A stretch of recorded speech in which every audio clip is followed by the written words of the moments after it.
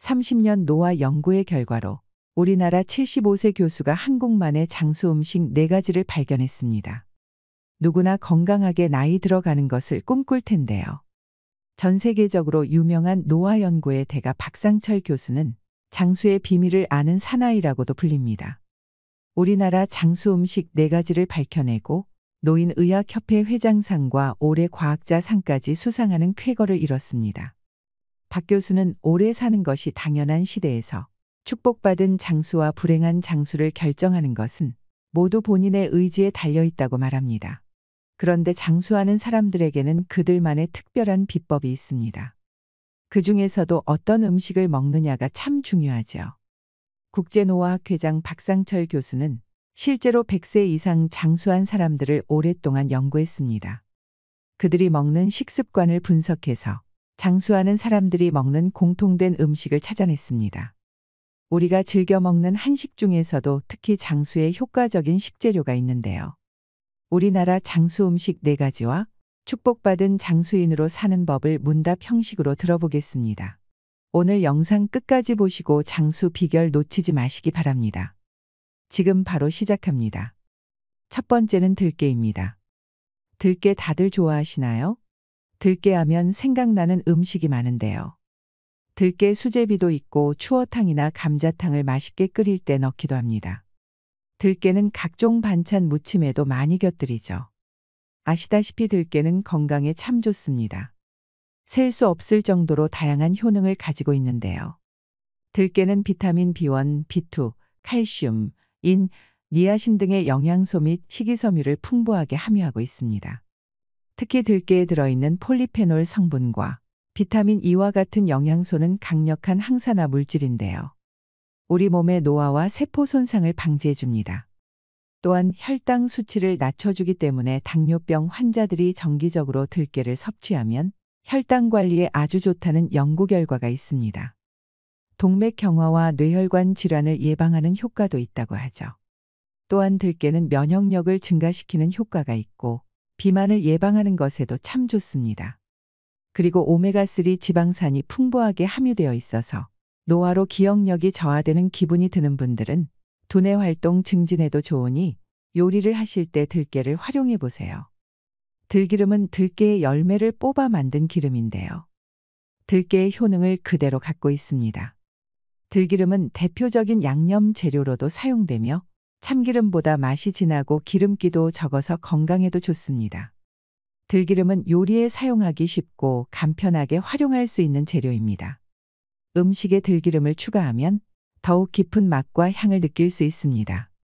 다만 들기름은 다른 기름에 비해 냄새가 강하므로 사용할 때는 사용량을 조절하는 것이 좋습니다.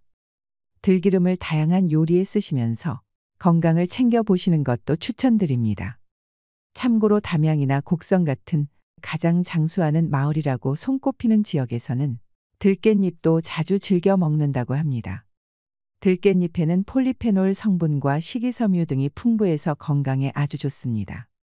들깻잎은 우리나라에서 장아찌나 쌈으로 많이 드십니다. 눈에 좋은 루테인도 들어있으니 깻잎도 즐겨 드시는 걸 권장드립니다. 깻잎을 즐기지 않는 다른 나라와 달리 우리나라는 깻잎을 잘 먹는 나라 중 하나입니다. 전통적인 한국의 지혜가 가득 담긴 음식이라고 할 수 있습니다. 두 번째는 김입니다. 장수하는 사람들은 다시마나 김, 미역 같은 해조류를 많이 먹습니다. 김은 한국에서 오랫동안 전통적으로 먹어온 식품 중 하나입니다. 삼국유사에 따르면 신라시대부터 우리 선조들이 김을 즐겨 먹었다고 전해지는데요. 외국보다 훨씬 빠른 것입니다. 그래서 김을 이용한 음식 문화가 발달했습니다. 삼면이 바다로 이루어진 지역적인 특색 역시 김양식에 적합합니다. 외국인들이 한국에 여행 와서 기념품으로도 김을 많이 사간다고 하죠. 김은 비타민과 무기질, 식물성 단백질과 식이섬유 등이 풍부하게 들어있는 완전식품입니다. 또한 칼슘이나 철분, 마그네슘 등이 풍부하게 함유되어 있어 뼈 건강에도 좋습니다. 그리고 김은 비타민 B12의 대체 식품 중 하나인데요. 비타민 B12는 인체에 매우 중요한 물질인데 혈구 생성에 필요하며 신경계 작용에 있어서도 필수적인 역할을 합니다. 비타민 B12가 결핍되면 노인일 경우 인지 기능이 현격히 떨어지게 되고 각종 신경정신적 증세가 나타날 수 있습니다. 또한 김은 비타민 C와 비타민 E도 함유하고 있습니다. 비타민 C는 항산화 작용을 통해 면역력을 강화시켜주고 철분이 잘 흡수되도록 돕는 역할을 합니다. 또한 김에 함유되어 있는 동백꽃 색소질인 피코시아닌은 항산화 성분으로 강한 항산화 효과를 발휘하여 암 예방에도 효과적입니다. 당뇨병을 앓고 계신 분들의 경우 드시는 약으로 인해 비타민 B12의 흡수가 방해되어 영양 부족을 겪기 쉬운데요. 신경병증이 발생하면 손끝이나 발끝이 저리는 느낌이 생깁니다. 이럴 때 꼭 섭취해 주셔야 하는 음식이 바로 김입니다. 그리고 김은 고단백질 음식으로도 유명한데요. 김에 단백질이 많다는 사실을 모르시는 분들이 많습니다. 소고기의 단백질 함유량이 100g당 25%인데에 비해서 김에 들어있는 단백질 함량은 35%나 됩니다. 소고기보다 김에 단백질이 많다는 사실 아셨나요? 김 5장이면 달걀 하나에 들어있는 단백질을 섭취하는 것과 같다고 하니 건강관리를 위해 섭취하시면 좋겠습니다. 그리고 김을 섭취하실 때는 기름과 함께 섭취하는 것이 좋습니다. 김에 함유되어 있는 건강에 좋은 영양소들을 효율적으로 흡수하기 위해서입니다. 김은 단독으로 섭취하면 몸에서 잘 흡수되지 못한다는 단점이 있습니다. 김을 드실 때 참기름이나 들기름에 간장을 넣어 찍어 드시는 걸 추천드립니다. 세 번째는 나물입니다. 채소에는 항산화 물질과 세포 돌연변이를 억제하는 성분이 가득 들어 있습니다. 과일에는 항산화 물질은 많지만 돌연변이 억제 성분은 적었다고 하는데요. 그런 면에 있어서는 채소가 과일보다 더 몸에 좋다고 할 수 있겠죠. 보통 채소를 익히지 않고 먹어야 영양 성분도 덜 파괴돼서 좋다고 생각하시는 분들이 많은데요. 무조건 그렇지는 않습니다. 우리가 나물을 데쳐 먹으면 그만큼 부피가 줄어들어서 생으로 먹는 것보다 훨씬 더 많은 양의 채소를 섭취할 수 있기 때문이죠. 연구에 따르면 영양소가 조금 파괴되더라도 충분한 양의 채소를 먹는 것이 더 이롭다고 합니다.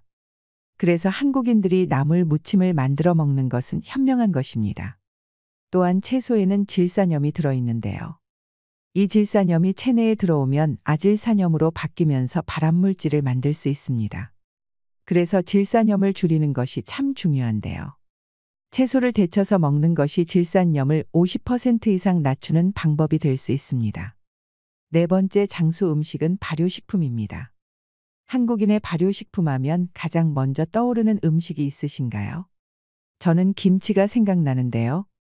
김치뿐만 아니라 된장이나 고추장, 간장도 있습니다. 한국인의 밥상에서 이 네 가지는 빼놓을 수 없는 식재료인데요. 이 발효식품에 들어있는 미생물은 우리 몸에 들어와서 장내에 유익한 미생물을 증식시키고 안 좋은 세포들의 번식을 억제합니다. 발효식품에 있는 유산균은 소화기관에도 좋은 영향을 주지요. 바이러스 감염 예방 같은 면역력 증가에 큰 도움이 됩니다. 앞서 말씀드렸다시피 한국에서 장수하는 사람들의 공통점은 혈중 비타민 B12 수치가 정상이라는 점입니다. 이것의 핵심 비결은 바로 발효식품 섭취입니다. 미생물을 연구하는 김혜성 박사도 발효식품의 긍정적인 효과를 강조합니다. 우리나라의 된장이나 일본의 나또의 경우 미생물의 작용으로 만들어지는데요. 콩으로부터 생성되는 고초균에 주목해야 합니다. 고초균은 대사활성 증가 박테리아라는 박테리아 종류의 일종으로 전통적인 한국 음식인 된장에서 발견되는 유익한 미생물입니다. 고초균은 소화기 내에 유해한 세균의 증식을 억제하고 유익한 세균의 증식을 유도합니다. 이를 통해 소화기 건강 유지와 면역력을 강화시키는 데에도 도움을 줍니다. 이소플라본과 같은 미네랄과 함께 대사를 촉진시켜 비만 예방에도 좋은 효과를 보입니다. 과학적으로 증명된 장수하는 식생활입니다. 노화는 그저 죽어가는 현상이 아니라 건강하게 살기 위해 힘쓰는 과정이라고 할 수 있습니다. 나이가 들어갈수록 여기저기 몸이 고장나고 아픈 것은 당연하지만 어떻게 관리하고 극복해 나가느냐에 따라 우리의 남은 생이 훨씬 더 행복할 수 있습니다. 노년기에는 아픈 사람이 많고 이 때문에 장수를 마냥 축복으로 받아들이기 어렵다는 인식이 있습니다. 아픈 곳이 많은 노년기에는 어떤 삶을 살아야 할까요?